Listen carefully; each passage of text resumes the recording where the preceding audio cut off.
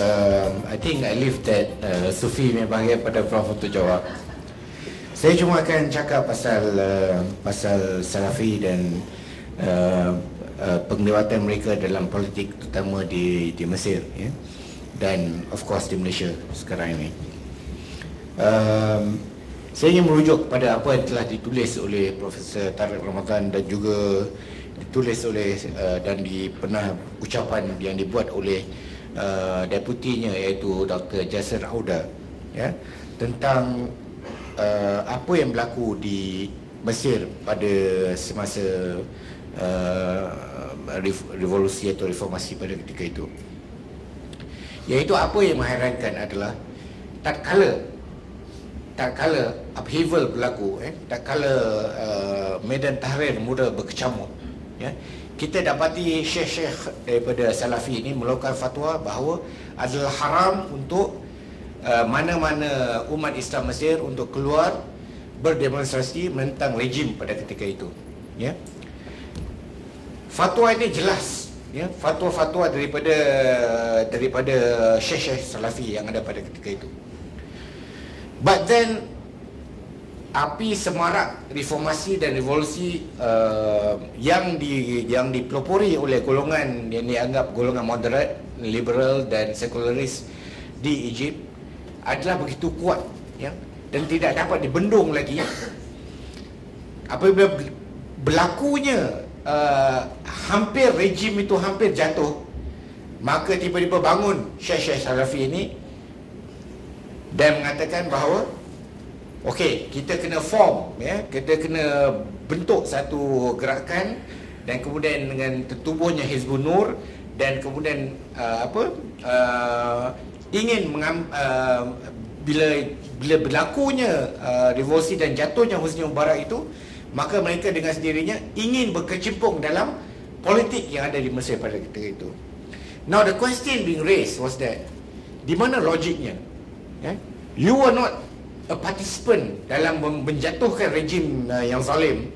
Tiba-tiba bila you want to reap the fruits of labor of other people. Faham tak? Orang lain yang berusaha sedaya upaya untuk jatuhkan rejim, bila rejim dah jatuh, you want to reap the fruit of labor of orang lain. Why? Because you believe that bila benda tu dah berlaku, then you want to impose your belief on the others, ya. Dalam arti kata yang lain adalah bahawa you were, macam saya kata tadi dengan Dr. Mujahid, ya, apa yang orang khawatiri gerakan Islam ni adalah perangai yang seperti ini, ya, iaitu you tiba-tiba ingin pula menceburkan diri dalam politik yang you kata haram sebelum ini, now dah jadi tak haram, kan? Sebab untuk semata-mata tu memusnahkan demokrasi yang you memang dengan sendirinya memang kata haram. Dia dulu haram demokrasi, memang sekarang haram, tapi it's okay, it's stopgap punya kita kata, macam merujuk perkataan seorang Ustaz Salafi masa forum dengan saya di UIA dahulu, seolah-olah macam makan daging khizir, ya. Is kita panggil darurat, ya. Jadi okey, tak apa kot pada masa tu, ya. Jadi this is a problem, ya, problem yang ada. Dan kita lihat adakah benar mereka orang kata appreciate tentang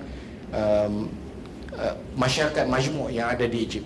Dan kita kalau kita baca dalam apa yang telah berlaku adalah ketegangan di antara masyarakat Koptik, ya, di Egypt, ya, adalah dengan peningkatan daripada golongan Salafi yang ada pada ketika itu,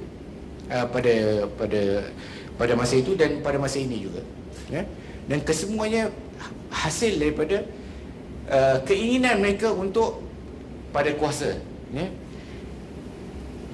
Dan mungkin ini adalah satu dalam trait yang ada dalam jin Salafi, ya, iaitu jin, G-E-N-E, bukan J-I-N, jin.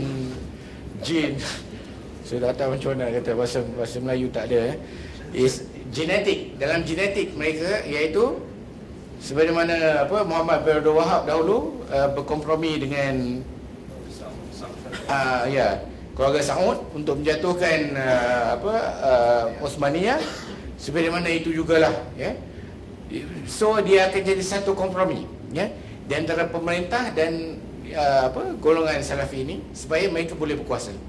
Kita lihat juga di Malaysia, tidak kurang juga saya katakan, walaupun di depan kamera saya akan katakan apa yang berlaku pada ilmu sekarang ni adalah contoh yang sama, iaitu you duduk bersama pemerintah supaya you dapat kuasa.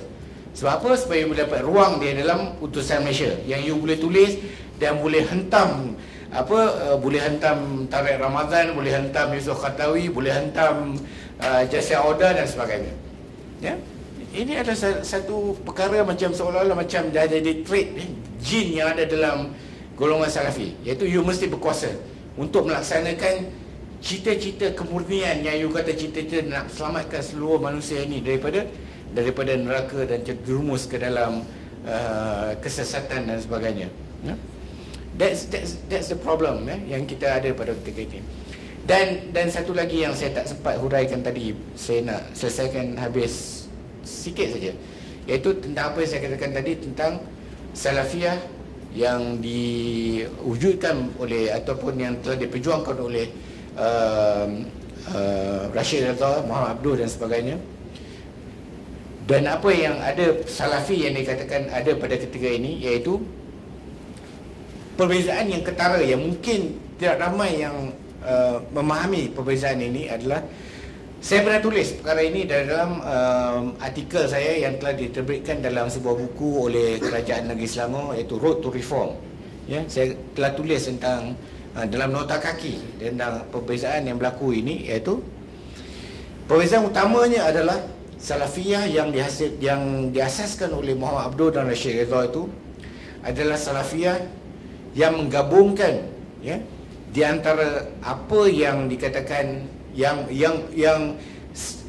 dikatakan nas dengan apa yang ditunjuki oleh akal, ya. Dia bergabung, dia berjalan dengan seiringan, ya.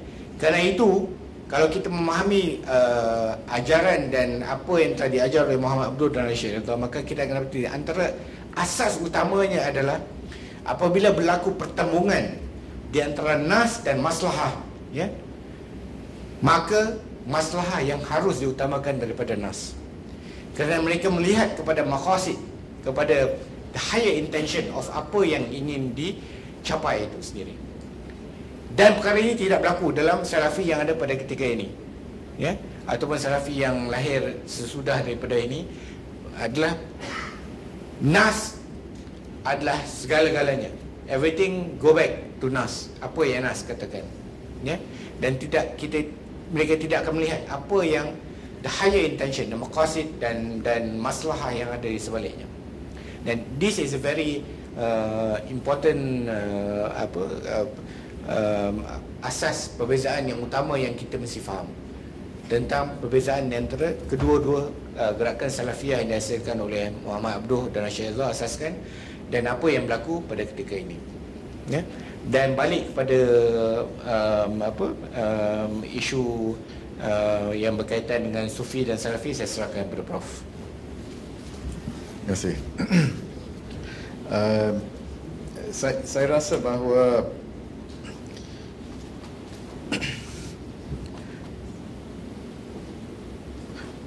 Salafi itu atau ajaran Salafi, sikap mereka tidak bersifat demokratik adalah satu yang tidak dapat dipertikaikan, saya rasa. Dari sejarah mereka, dari penghuraian terhadap tulisan mereka, saya rasa itu jelas. Dan kalau kita sedar bahawa di kalangan Salafiyah ada beberapa jenis atau beberapa orientasi, beberapa pendekatan. Ada yang menolak politik sama sekali, seperti yang dikatakan oleh saudara Afiq tadi, ya, menolak politik, hizbiyah, mereka menolak itu. Tapi ada juga yang digelari neo-salafisme. Mereka mengambil bahagian dalam proses politik, ya, seperti yang sedang berlaku di Mesir, ataupun Salafiyah yang menyokong negara kerajaan seperti di Arab Saudi, ada ataupun Salafiyah yang dinamakan jihadi, Salafi jihadi, ya. Contoh seorang Salafi yang menolak politik adalah Albani. Tapi yang mengambil bahagian dalam politik dan jihad dan sebagainya adalah Abu Mus'ab Zarqawi,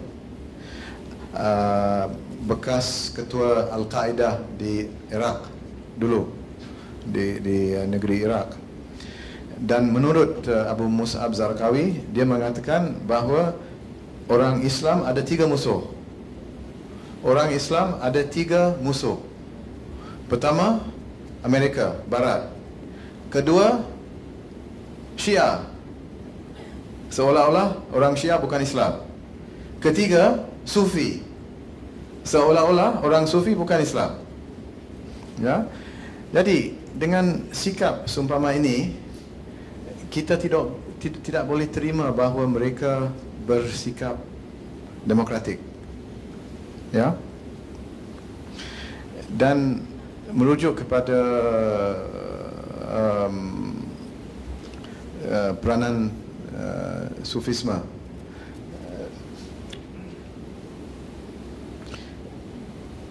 membandingkan Sufi dengan Salafi tidak sama. Kita tidak boleh membandingkan Sufi dengan Salafi.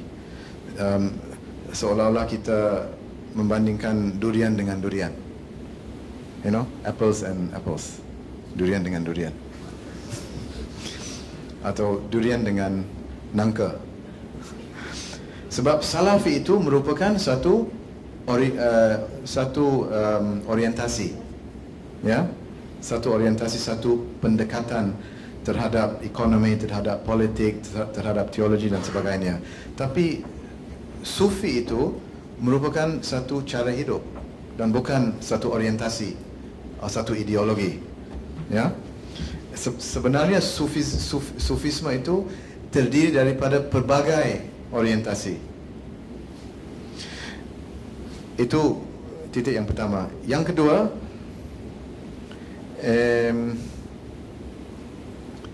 kalau kita ingin bandingkan peranan ahli tasawuf dengan ahli salaf atau salafiyah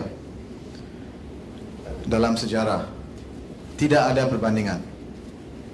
Dalam sejarah seluruh dunia Islam, dalam sejarah seluruh dunia Islam, Islam telah disebarkan pada umumnya oleh tarikah Sufiyah. Kalau tidak melalui perang, seperti kalau di Iran, di Mesir, di Andalusia, Islam disebarkan melalui perang. Dalam arti bahawa Islam dibawa oleh dalam konteks perang, ya. Walaupun orang yang ditakjubkan atau ditaklukan oleh pasukan Islam tidak dipaksa masuk Islam. Tapi maksud saya adalah bahawa Islam itu sampai ke sana melalui perang. Di luar konteks itu, di Asia Sentral, di Afrika Utara, di India, khususnya di India, pantai timur, pantai barat India dan selatan India, Islam sampai ke sana melalui tarikah Sufiyah. Dan di Asia Tenggara, di Kepulauan Melayu Indonesia ini, sampai ke sini melalui tarikah Sufiyah, ya. Dan tidak ada satu pun golongan Salafi yang dapat mengislamkan masyarakat secara berskala besar. Fakta ini sendiri menunjukkan bahawa tradisi Islam dalam arti tradisi Islam dalam arti aliran Islam yang tradisional mempunyai kesan yang bukan main, yang luar biasa. Ya. Sama ada Sufisme itu menyokong demokrasi atau tidak, itu bergantung kepada aliran atau orientasi golongan Sufi yang tertentu. Mungkin ada yang menyokong demokrasi, mungkin ada yang tidak setuju dengan demokrasi. Mereka lebih setuju dengan sistem yang berlainan daripada demokrasi. Itu bergantung kepada orientasi mereka. Tapi yang kita dapat yang harus ditegaskan di sini adalah bahawa sufi atau tasawuf atau tarika atau sufisme sendiri tidak menolak demokrasi, ya, tidak ada incompatibility di antara sufisme dan demokrasi. Tidak ada necessary relationship seperti itu. Tapi saya merasa bahawa dari segi intinya Salafiyah ia bersifat anti demokrasi. Masih ada waktu untuk bertabat.